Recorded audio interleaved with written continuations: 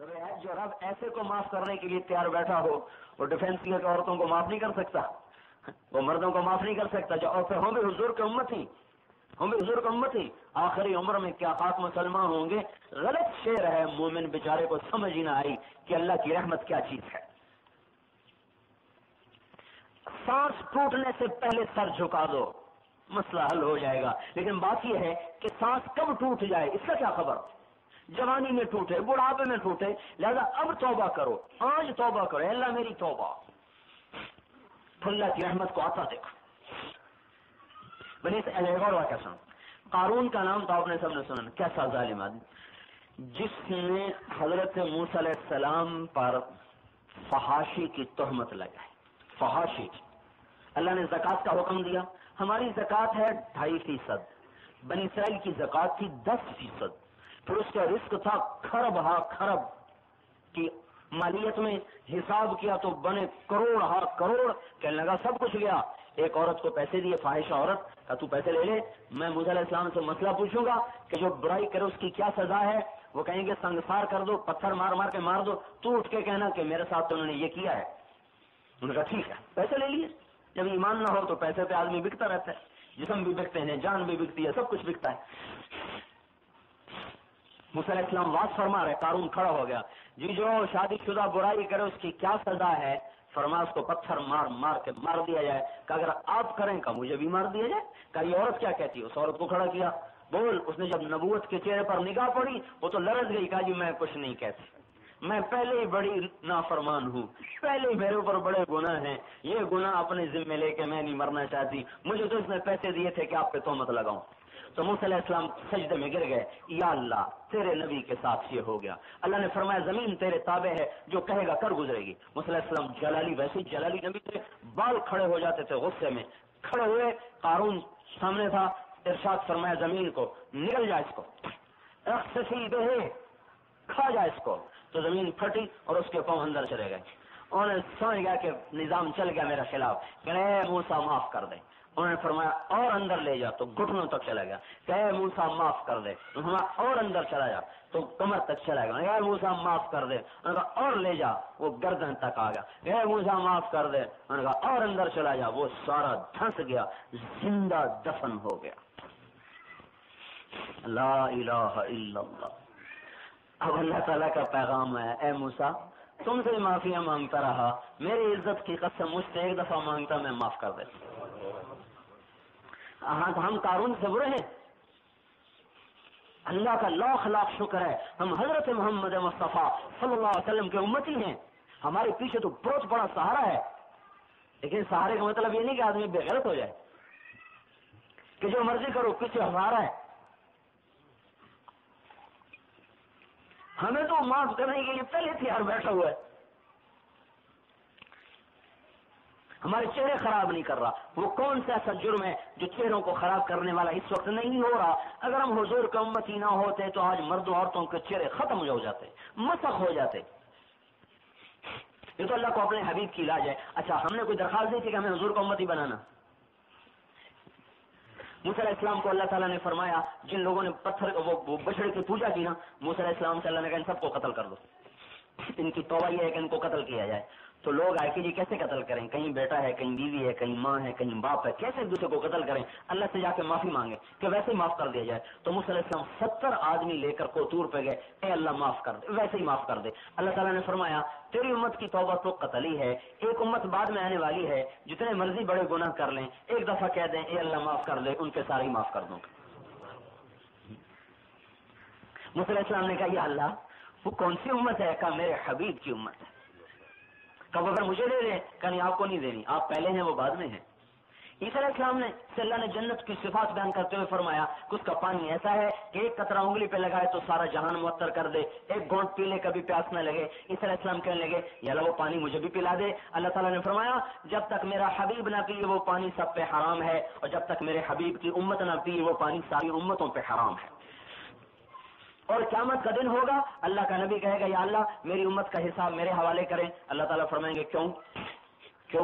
کہیں گے میں ان کا خود حساب لے لوں تاکہ ان کو شرم نہ آئے کسی اور سے۔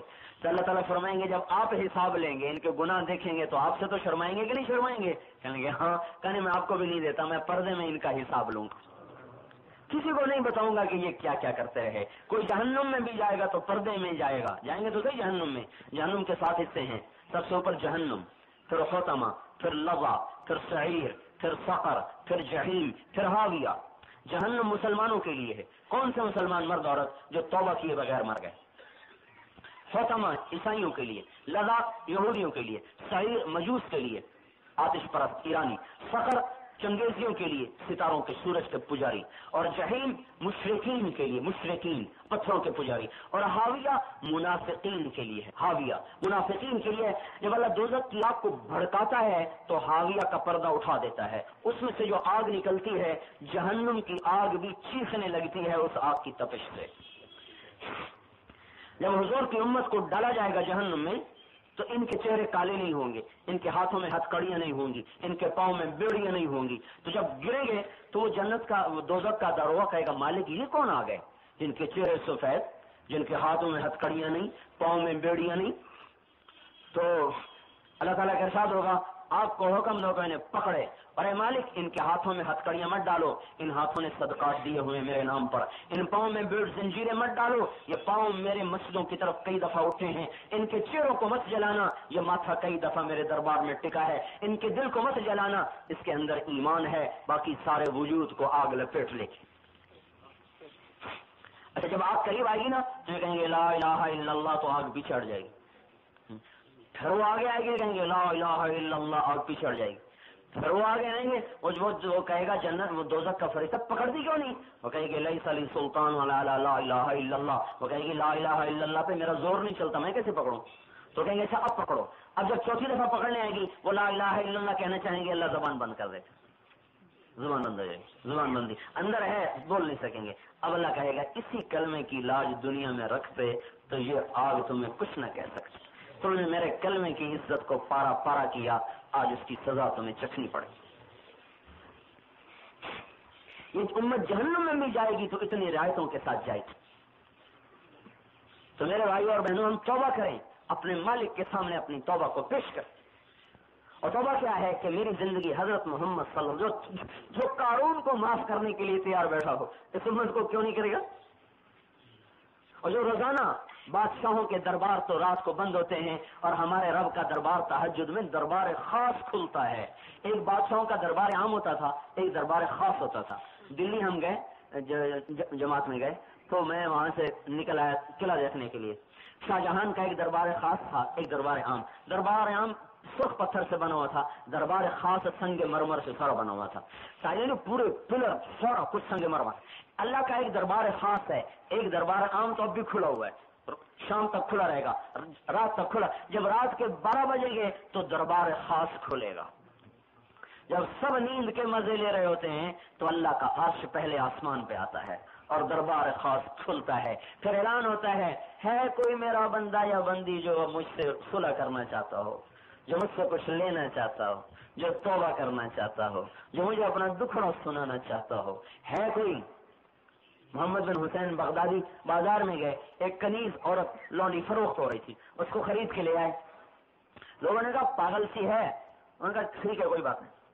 رات کو آدھی رات کے بعد آنکھ کھلی تو دیکھا وہ لونڈی، وہ کنیز عورت مسلح پہ بیٹھی اور اللہ سے لو لگی ہوئی، آنسو بہ رہے، سینہ گھٹ رہا، اور اللہ کو کیا کہہ رہی؟ اے اللہ وہ محبت جو تجھے مجھ سے ہے۔ یہ کہہ رہی، کہنا تو یہ تھا کہ وہ محبت جو مجھے تجھ سے ہے، کہ اے اللہ وہ محبت جو تجھے مجھ سے ہے میں اس کے واسطے سے تجھ سے سوال کرتی ہوں۔ تو انہوں نے ٹوکا کہ یہ لڑکی کیا کہتی ہے، کیا کہتی ہے؟